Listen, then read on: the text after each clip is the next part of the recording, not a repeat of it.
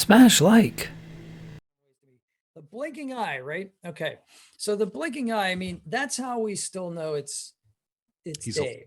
And yes, he's still having a human experience. yes, I completely agree. And that's to ground us because we're not seeing those flashes of him anymore. Right, Now it's something else. He's experiencing something beyond the material realm at this right, point, right? right. It's still his humanity's still there, but it's more Hmm. about the consciousness. You can't show a brain because that would be icky and wouldn't make a lot of sense. But Totally. It's like so much else in the movie. It's all taking place here in the viewer's mind. yeah, and it's us too. It's us looking back at ourselves, and it's the it's and it's back to Blade Runner. I mean, like the imagery of the eye, and the idea of the window of the soul, and you can go into all that kind of imagery as Well, I well. mean, anytime you put a single eye on a 70 millimeter CinemaScope theater screen, it's extremely powerful. I No just want to doubt. mention a piece about the aliens that he struggled with this because, again, in consulting with experts, they basically said, that yeah, there's other life that might be out there would be life, but not in a way that would necessarily be recognizable to us as life. Right. It wouldn't look like anything that you could conceive of, or most likely would not. So he struggled with trying to, he gave art directors or the artists an impossible directive. Look like something that, draw me something that has never existed in a color that doesn't exist. Right. Oh, So, what do you do with that? And I saw some of the sketches and they are way out there. I yeah. mean, way out there. I guess Um, Geiger wasn't one of them. and even Geiger is not close to some of these drawings. They're Oh, just they look like creatures, but not in any conventional sense. So I thought they really hit the mark if you're trying to go for what an exomorph might really look like. Um, but in the end, he decided, I'm like so sorry. many, What? An exomorph? yeah, exomorph. Another bug hunt. he he decided Sorry. that That's none of these efforts were sufficiently weird enough, and that the best thing to do is to not show them at all, which is well, which is in the end why we don't see the aliens, which clearly now was the or do right we? move. Or do we? Or do we? Yeah, that's a So, good question. so let's keep going. So we're Yeah. going, so we're doing the landscape. Well, we're not the Yes. landscape. So we're doing, okay. So we get the elliptical galaxy, Yes. right? That, Yeah. that star thing you were talking about, that Yeah. exploding star. I mean, that Yeah. looks like computer graphics. Uh-huh. How do you do that one? I want to know that. I don't know. I mean, there are Oh, some effects. I don't recall reading exactly how they were done. so that could be, I know like when they did like Deep Space Nine, they were doing, Babylon 5 was doing special effects at the same time. DS9 was doing exploding spaceship models, and they were still doing the practical effects, Right. and it was still costing them 3 times as much to do it. But that was Hmm. just the way they did it. And what they did was, in order to simulate zero gravity explosions, they would have the camera on the ground and they would explode it above. So That's always good. you would have a radial explosion, and Yep. and then the stuff would fall down. So Yep. maybe that's a shower of sparks coming down on a camera lens. I have no idea, but like, or but it's that effect could be made. I was just curious how he did it, but if you don't know, that's That fine. one I don't know. Yeah. I actually suspect that's another uh, paint and emulsion trick. Oh, okay.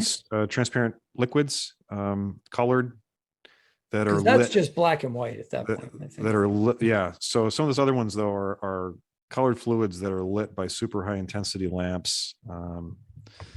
Yeah. So that to me, okay, now I'm gonna start getting a little, let's read into this stuff. Go So for it. so that to me is the elliptical galaxy, right? That's the universe showing itself off, right? That's Hmm. like, okay, now we're going to show you something. Hmm. Look how cool the universe is. Look at Hmm. me. I'm the universe. Boom. I Yeah. can do this. You've never It's like seen this almost a before. perfect spherical pattern of stars, brilliant white, the whitest white you could see. Hmm. Hmm. Look at this. And then they start to get more, I use the word inchoate, right? They Hmm. get Hmm. more like, um, um, primeval, you know, like forms like almost like a jellyfish. One of it reminds me of like a jelly, like a sea jelly. Yes. Maybe not with the tendrils. There's some long tendrils that come off. Yeah. Yeah. And then the further back, it's almost like you're going further back into the beginning of the universe, and the formations are becoming more like primitive, you know, less organized, until finally there's one that almost, it's towards the top of the screen, and it's kind of reddish in color. It's almost like whenever you see pictures of like a fetus in the womb, Yeah. you know, it has that like kind of blood color to it, you know, which it's like the lifeblood of the universe. You know? To quote, well, I just watched Big Trouble in Little China, so that's a line in Big Trouble in Little China, where he's like, "What's that? Lifeblood of the universe. What's that?" You know. And then there's one actually at the bottom right hand corner of the screen.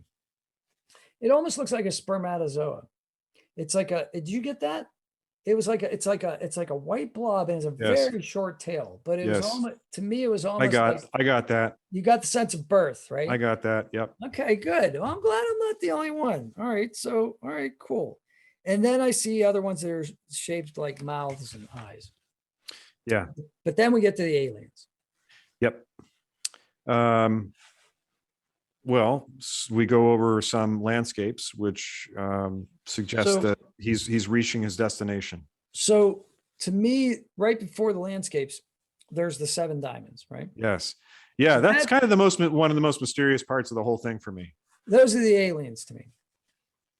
I think that's possible. They're in organized form. Yep. They're changing, they're pulsing. They're like, they're changing patterns inside of their pattern. They're flying in an organized formation. They're like, you know, like UFO kind of sighting kind of stuff, but they're flying with him past the landscape, almost as if they're guiding the pod with that. This is totally my interpretation. I have no idea. Yeah, but I don't think that's an unreasonable interpretation. Because there's 7 of them equally distanced, you know, almost like flying in a V formation. I don't know. Not only that, they're geometric objects in a landscape that up to this point has been nothing but largely abstract patterns. Yeah, or stellar patterns, you know, like things the universe would create. But this looks like something created by an intelligence to me. Yeah. I think that's entirely possible, because that sequence with the diamonds is probably always been one of the most baffling ones. It's the one that stands out from the other ones, because the other ones are landscapes and starscapes, right? Yeah. And emulsions, you know, artistic. Yeah, I don't know how they achieved the diamond effect, but it doesn't. I like it. I mean, so either interpretation, neither one bothers me. You know, to say that, well, this is just some other weird phenomenon he was observing, or that this is manifestation of the alien presence which has brought him here. Both of those work perfectly fine for me.